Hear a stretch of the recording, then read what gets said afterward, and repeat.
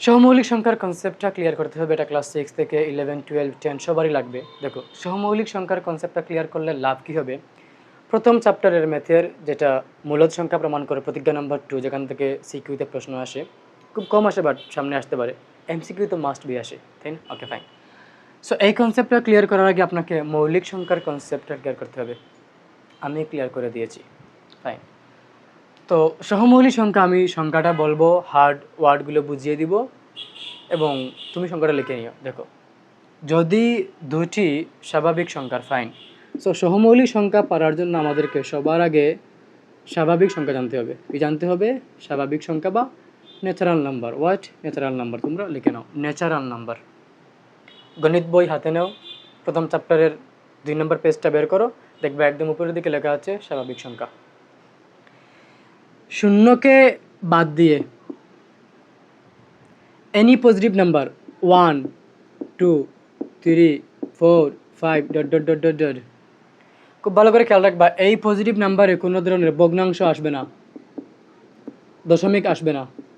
তাহলে আমরা বলতে পারি শূন্যকে বাদ দিয়ে 1, 2, 3, 4, 5 ইত্যাদি ধনাত্মক অখণ্ড, আমি যদি অখণ্ড বাদ দিই, আমরা জাস্ট ধরে নিব, আমি বলে নিই, সমস্যা নাই, অখণ্ড সংখ্যাগুলোকে বলা হয় স্বাভাবিক সংখ্যা। তাহলে আমি মনে করি স্বাভাবিক সংখ্যার কনসেপ্টটা ক্লিয়ার, ফাইন। আমি এটা হাতে রাখবো ডাস্টার, তাহলে বারবার ওইদিকে ইয়ে করতে হবে। তো এই যে সংখ্যাটা সহমৌলিক, এটার কনসেপ্টটা কিন্তু বইয়ে আছে, এমন না যে বইয়ে নাই। ক্লাস 6-এর বইও আছে এবং ক্লাস 10-এর বই তুমি যদি প্রথম চ্যাপ্টারের 2 নম্বর পেজটাগুলো, স্বাভাবিক সংখ্যার যে আর্টিকেল সবার উপরে, সেখানে একদম লাস্টের দিকে লেখা আছে যে দুটি স্বাভাবিক সংখ্যার গসাগু। হোয়াট? দুটি স্বাভাবিক সংখ্যার গসাগু। গসাগু হলো গরিষ্ঠ সাধারণ গুণনীয়ক। গসাগু কি? গরিষ্ঠ সাধারণ গুণনীয়ক। যদি 1 হয় তাহলে ওই দুটি সংখ্যা পরস্পরের সহমৌলিক। আমি বুঝিয়ে দিচ্ছি গসাগু কীভাবে বের করবো। আমরা গসাগু জানি, ইংরেজিতে বললে গ্রেটেস্ট কমন ডিভিজর বা হাইয়েস্ট কমন ফ্যাক্টর। তো সবার আগে আমাকে গসাগু বের করতে পারতে হবে, না হলে আমি বুঝবো না যে কীভাবে দুটি সংখ্যার গসাগু 1 হয়। মনে করো আমাকে দেওয়া হলো 11 আর 27 এবং বলা হলো এই দুটি সংখ্যার গসাগু বের করেন। তো আমি লিখতে পারি, আমরা গসাগু বের করার কয়েকটা ওয়ে জানি। একটা ওয়ে হচ্ছে মৌলিক গুণনীয়কের মাধ্যমে, আরেকটা ওয়ে হচ্ছে জাস্ট গুণনীয়কের মাধ্যমে, আরেকটা ওয়ে হচ্ছে ভাগ করে করে। সো আমরা ভাগ করে করে করবো, কেন না এই পদ্ধতিতে যে কোনো বড় বড় সংখ্যার গুণনীয়ক বের করা যায়। সো আমি যদি 11 দিয়ে 27কে ভাগ দিই, আমি জানি 11 2 যা 22, 11 2 22, 7 থেকে 2 গেলে 5। এখন ওয়েটা হচ্ছে ভাগশেষ দিয়ে প্রথম বাজককে আবার ভাগ। তোমরা জানো ভাগের ক্ষেত্রে এই যে বাজক, বাহ্য, ভাগফল, ভাগশেষ, বাজক, বাহ্য, ভাগফল, ভাগশেষ, এই টার্মগুলো আমরা জানি।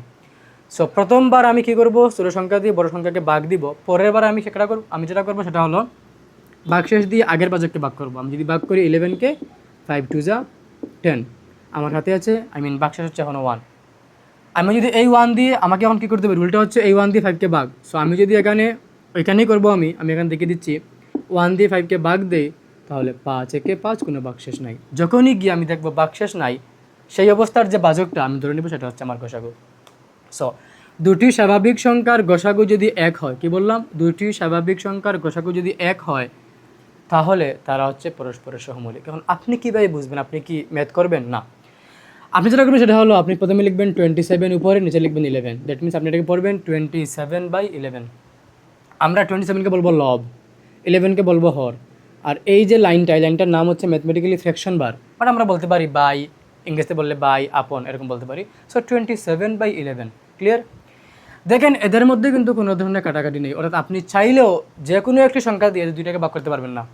তার মানে এদের গসাগু 1 এবং এরা পরস্পর সহমৌলিক। যেমন দেখেন 35/6, আপনি লিখেন এরকম, গসাগু বের করার প্রয়োজন নেই, ম্যাথ করে গসাগু বের করার প্রয়োজন নেই।